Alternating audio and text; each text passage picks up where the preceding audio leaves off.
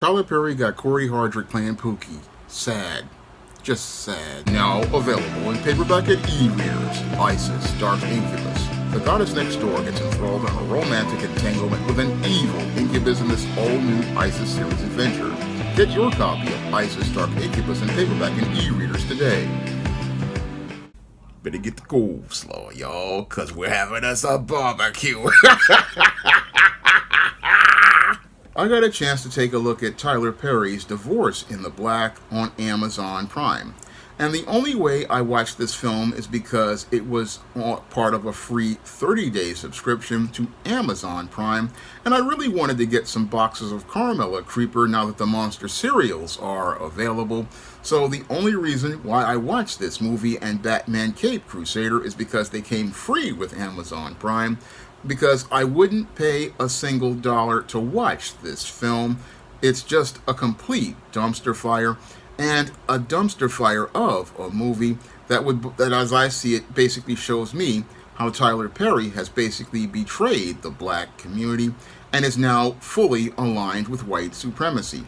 Now, back in 2001, Halle Berry went out here and starred in the movie Monsters Ball, made by Lee Daniels, and participated in a sex scene with Billy Bob Thornton, which basically led to her being given an Oscar, not because of her performance in Monsters Ball, because her acting was really uninspired in that film compared to her previous films, and the only reason why she got that Oscar was because she basically compromised her personal beliefs as related to participating in nudity and sex scenes to be in this Monsters Ball, and that's the only reason why she got that Oscar. And Tyler Perry basically made the same kind of compromise when he made Divorce in the Black.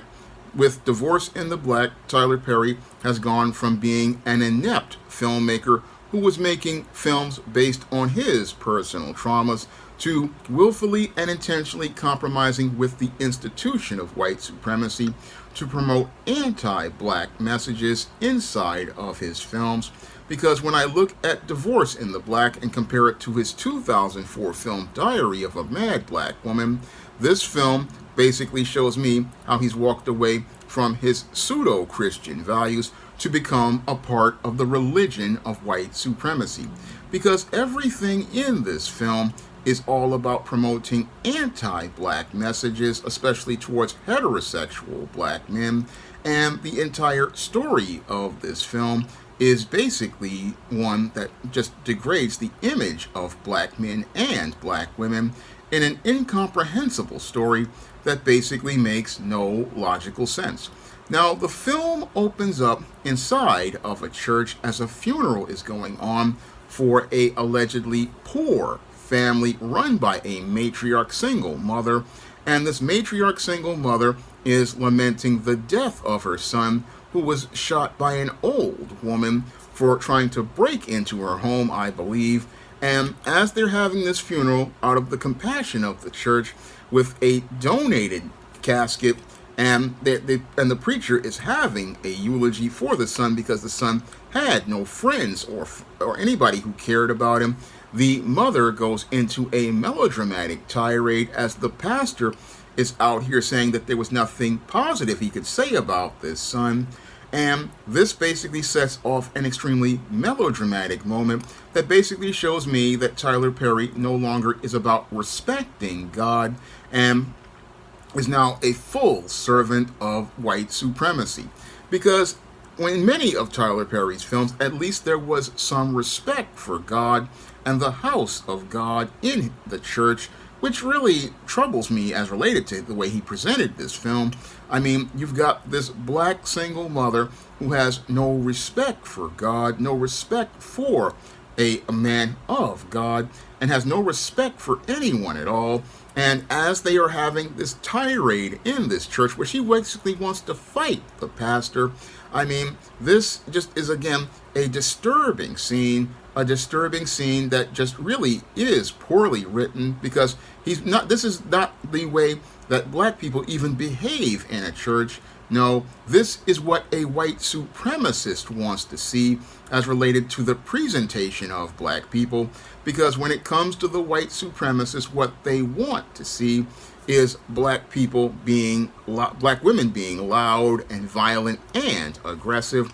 And that's what we got here with this sapphire of a mother. And as she's in this tirade, she's wearing donated clothes, which she tears off and throws back at the pastor.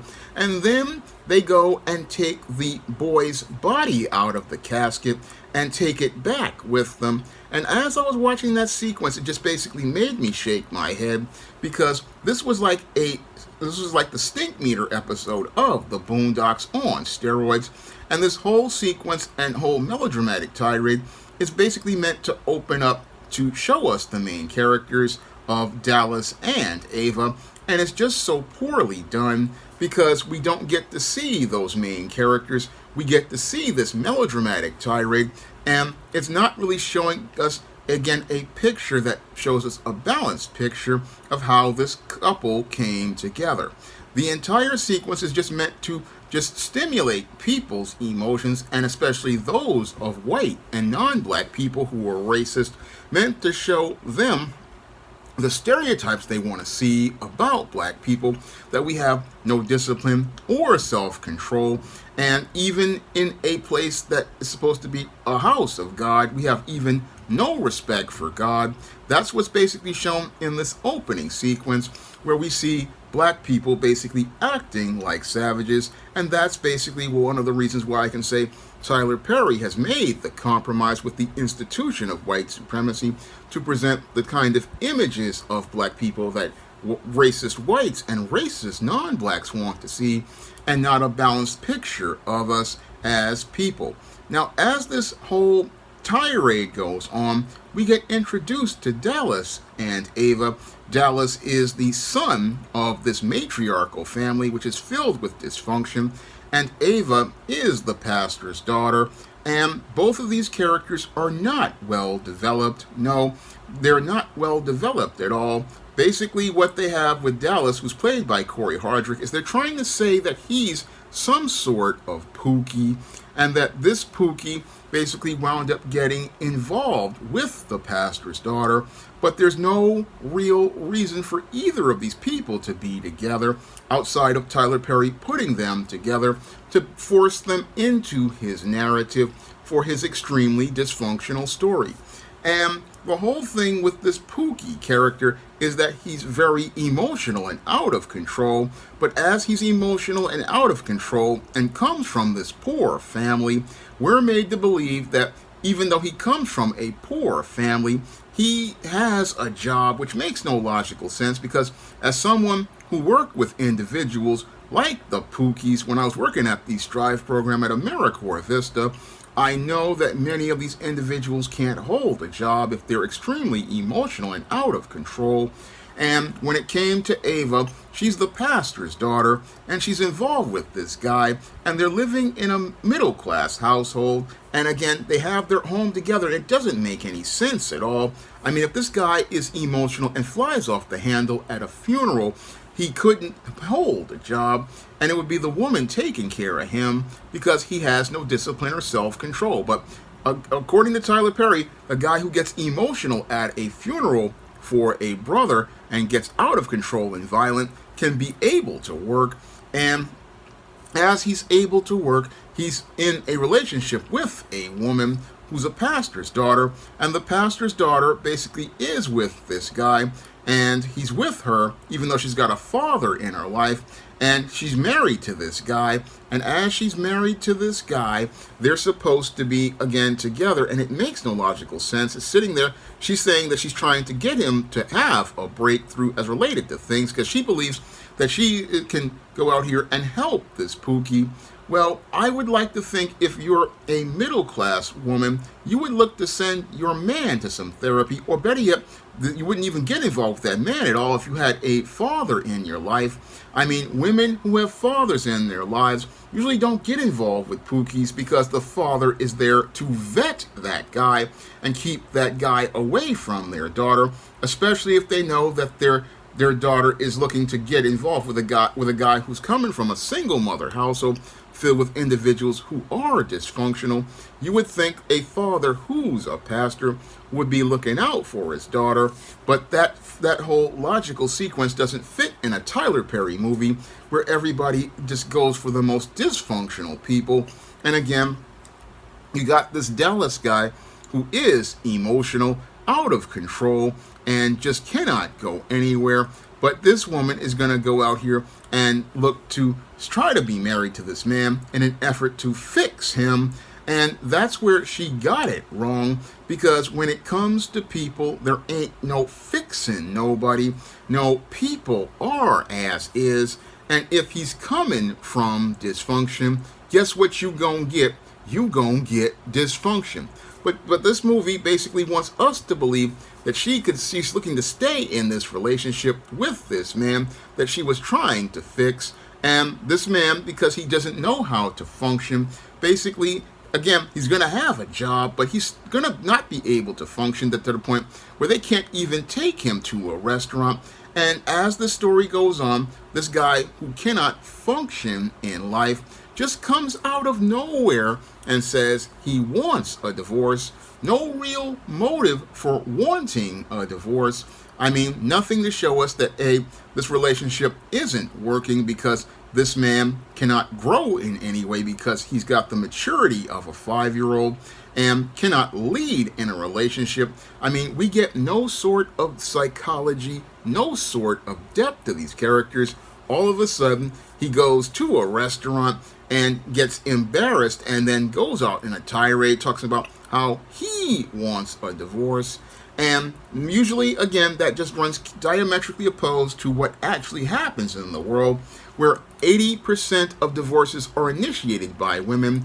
But in Tyler Perry's world, most of the men are soft and wear tampons. So this is why the male is looking to initiate a divorce. Initiate a divorce where basically he just is a guy who doesn't have any reason to do this. Now, I could see if there was a reason for this guy initiating a divorce, but he just initiates a divorce because mama don't like the woman he's married to, even though they've been married for 20 years. I mean, none of this makes any logical sense except for Tyler Perry, who takes no time to sit down and really think through his stories. No, it's all about making everything fit into that formula that was created based on the abuse he suffered as a child with the stepfather and other people that he ran into. And basically, as he's looking to do this, he makes stories that make no logical sense, because as I looked at the story of Dallas and Ava, I mean, Ava basically is set up to be the innocent sweet girl when she's not the innocent sweet girl. No, from I can tell you from writing my own stories like John Haynes 1987 and The Temptation of John Haynes, where I put balanced pictures of women, I see good and bad. I mean, when I look at Ava, I could see how she was in the wrong as well for getting with this Pookie. And the reason why she was getting with this Pookie is basically because many women, what they want to do is get power and control in the relationship, and they don't want to submit to the authority of a man. So they get with the Pookie because the Pookie is a weak man. And because that man is weak, he feels emasculated by that woman, and that's why that man basically starts to resist that woman. But Tyler Perry omits that story to make the character of Dallas into the super brute that fits his narrative. He omits all of that psychology from his story to make this guy Dallas into the super brute, this violent, emotional, out of control black male that is meant to present the image of black men that white supremacists and some dysfunctional black women want to see, and not a balanced, humanized picture that shows us how this Pookie basically was emasculated by his mama first and then his girlfriend, and doesn't talk about the pattern that led to this boy growing up to become a dysfunctional male. They leave all that stuff out because all they want to do is show you the violent, out of control black male. And as they show you the violent, out of control black male, they show how he participates in emotional action, like looking to initiate a divorce, Again, why would a man initiate a divorce if in a perfectly good marriage? I mean, critical question I gotta ask Tyler Perry as he presents this story called Divorce in the Black. And in this story, he's talking about how the woman would be in the black if she divorces the toxic male. But the whole thing is, you would have been in the black had you not got involved with him in the first place. And as the story goes on, what he wants us to believe is that this woman is becoming more and more empowered over the time after he initiates the divorce. And that absolutely is ridiculous. How do you become empowered and confident once this dysfunctional man looks to want to leave? I mean, if this dysfunctional man wants to leave, how does a woman become more empowered? And what's even more troubling to me is that you've got this other dude, Benji, who is the flip side of the coin. And this flip side of the coin, this simp has been sitting up here with an ashy dick and extra dry balls sitting up on the side waiting for Ava to come on the market. And this woman is looking at this dude thinking that, oh, this is a good man. No, this is the same kind of guy that this Pookie was. He's the flip side of the coin. And for him to sit there with the ashy dick and the extra dry balls and sit there and wait for this woman to come up on the market, that's some dysfunctional behavior. But you can't explain that to Tyler Perry because he's sitting there thinking that, oh, going from Mr. Hyde to Dr. Jekyll is something different, but all this is a vicious cycle being presented to you on screen. All it is a vicious cycle where she goes from one bad man to the next. But we're told that this woman is making changes when she's still stuck in the paradigm of failure. And she's still stuck in the paradigm of failure because she doesn't really see that the common denominator to all of this dysfunction in her life is her. And I look at this story, and again, it just makes me shake my head as related to how ridiculous it is. And it gets even more ridiculous after Dallas, who filed for the divorce, he winds up signing the divorce, and after signing the divorce, she then winds up leaving, and instead of this dude going on with his life, this is where Tyler Perry's movie goes from ridiculous to absurd, because the same guy who initiated the divorce now looks to go out here and stalk and harass this woman.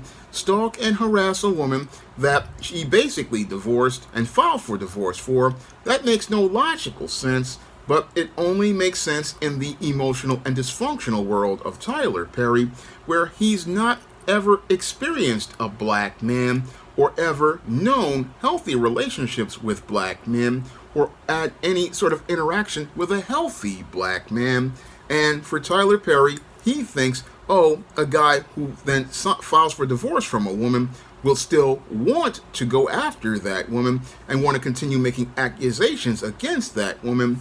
No, that's the behavior of an extremely dysfunctional beta male psycho simp, because normal men, once the divorce gets signed, he basically charges that woman to the game, goes and keeps it moving, and goes out here and even moves out of a community and then goes out here and goes on with his life, especially if he's a 40-year-old man like depicted here who has no kids. If he's got no kids with that woman, he basically charges that woman to the game and calls it a day and keeps it moving. But that's not how it works in Tyler Perry's world, because in Tyler Perry's world, every black man is a super brute, and the super brute, because he has no understanding of how to control his emotions, what he does is look to try to keep a codependent relationship going on with a woman he divorced, to the point where he's looking to stalk this woman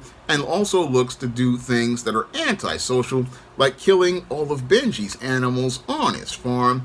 I mean, according to Tyler Perry, this is where this man starts to become obsessed with a woman, obsessed with a 40-year-old woman who he basically wound up divorcing. And that, again, is absolutely ridiculous. Ain't no guy who basically has charged a woman to the game still looking to get with that woman, or still trying to call himself scaring and terrifying this woman because he believed that she was cheating on him. No, once he's got the divorce and he's basically got everything done and he ain't got to pay no alimony, he ain't got to pay no spousal support, he's basically gone at that point. But only in Tyler Perry's world are we made to believe a guy is going to keep things going. And the only reason why this story went on was because Tyler Perry wanted to continue demonizing the image of black men, and he had another 40 minutes to film in order to make a complete movie.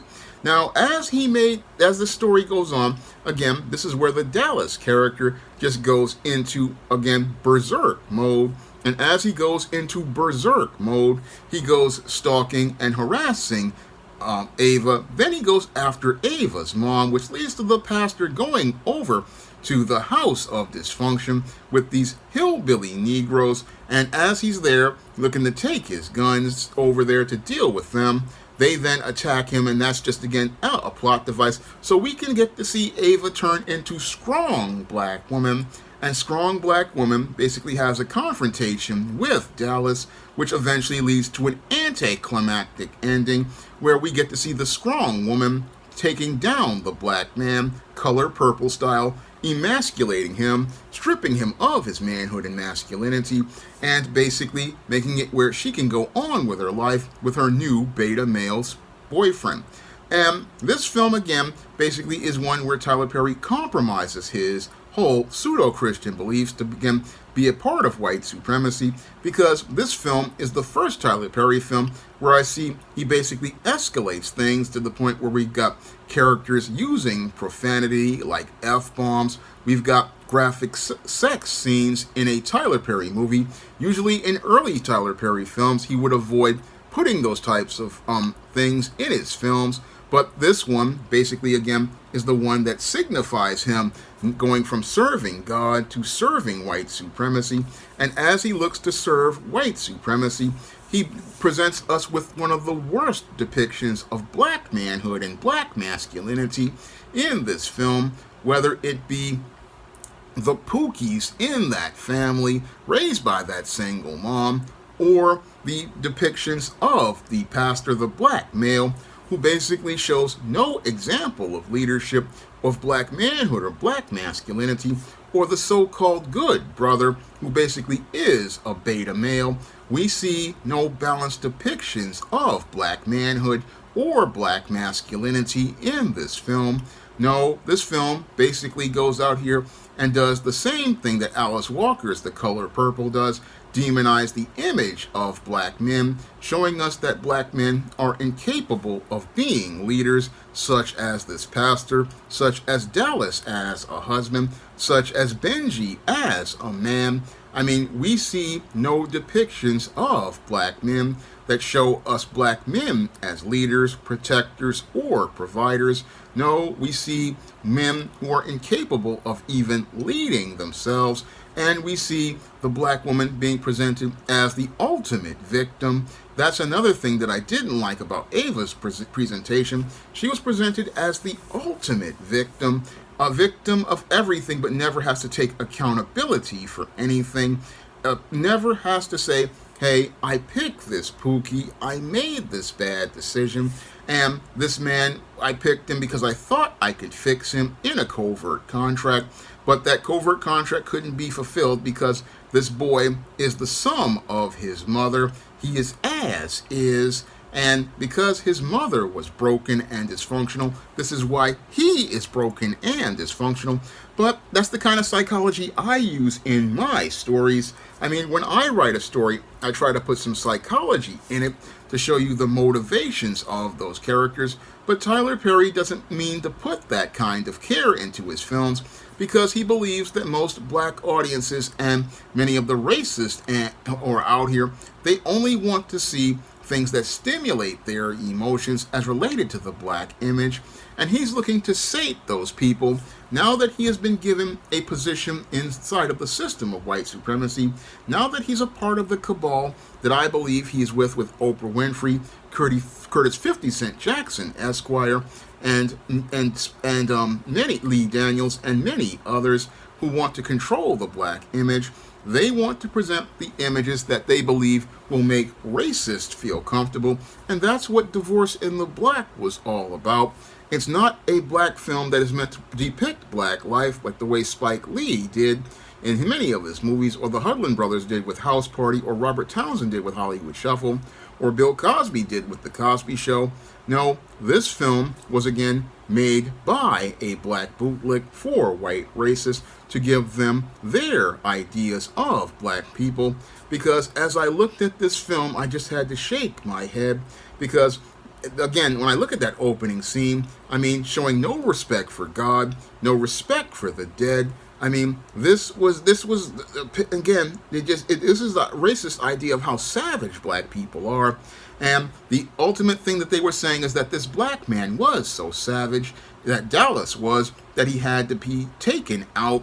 And when I looked at that whole sequence at the end of this anticlimactic film, it really reminded me a lot of the old media that came out in the 1930s during Jim Crow, which they said that the black man was such a violent brute that they had to, the only way to deal with him was to kill him.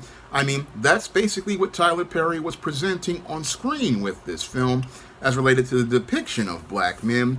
And this is the role that they put Corey Hardrick in that just made me, again, shake my head again. They had him as the super brute, again, a violent savage who didn't even know how to behave in a church, went out here and made an emotional decision to divorce his wife, then gets upset that his wife is with another man, even though that's just the whole logical sequence of things, and then goes on a super brute rampage to the point where he has to be put down. And again, if this film were to have was to have featured Ava as a white woman, we'd be calling it the racist film that it is. But because they have a black woman as the victim of this man's rampage, they basically, you get to see it as, oh, it's just another black film. But this film, again, is about presenting anti-black images about black men, and it comes from a man who doesn't understand what it means to be a black man, has not had the experiences of a black man, doesn't understand what black manhood or black masculinity is about.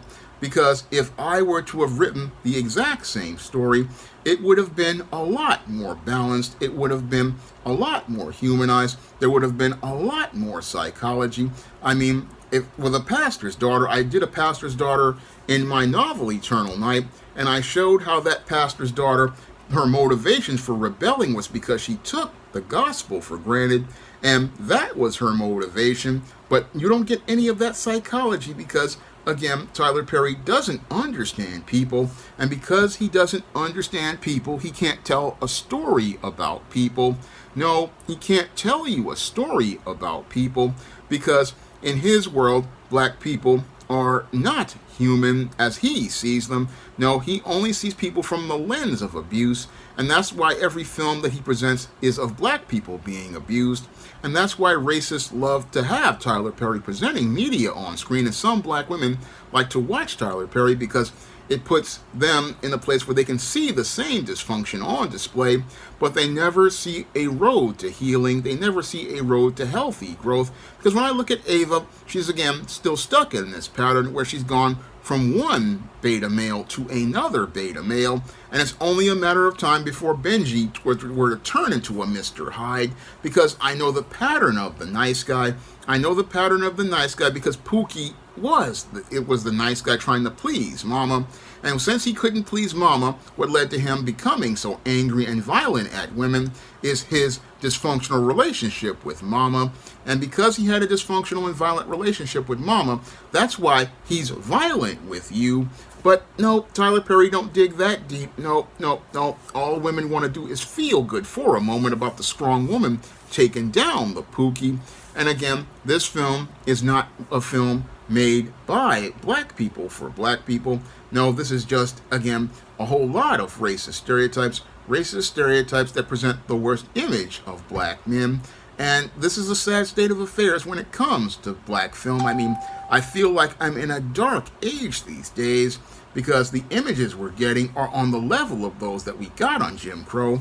And I wish I could get out there with my SJS Direct imprint and maybe make some films to show you a balanced picture of black life, but I doubt people would want to see it because so many people like dysfunction, and they like dysfunction because they like to see black people at the bottom, and since they want to see black people at the bottom, that's why Divorce in the Black was a profitable film for Amazon, even though it's a complete dumpster fire of a movie that shows us the worst images of black people and the worst depiction of black life I've seen ever since many of the racist films like Birth of a Nation.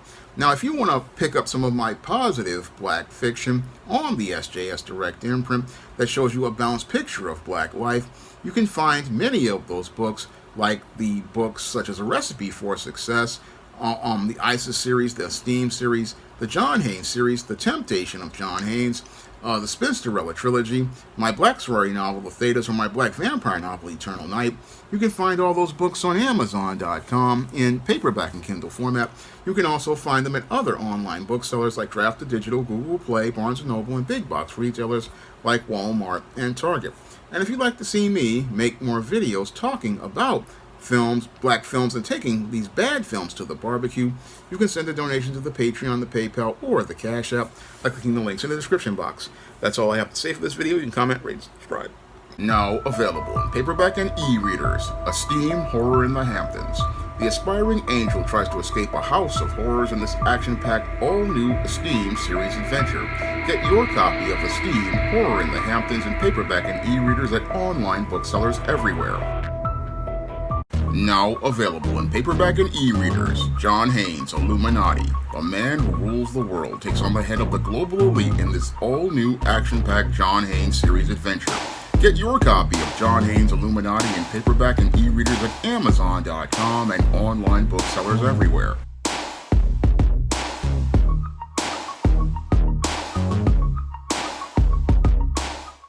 Now available in paperback and e-readers, Isis, Amari's Revenge.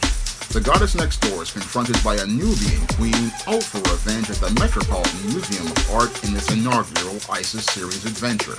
Get your copy of Isis, Amari's Revenge in paperback and e-readers at Amazon.com and online booksellers everywhere. Support Black-owned and Black-operated digital broadcast media. www.niceradionetwork.com. Nice Radio Network, broadcasting 24 hours a day, 7 days a week.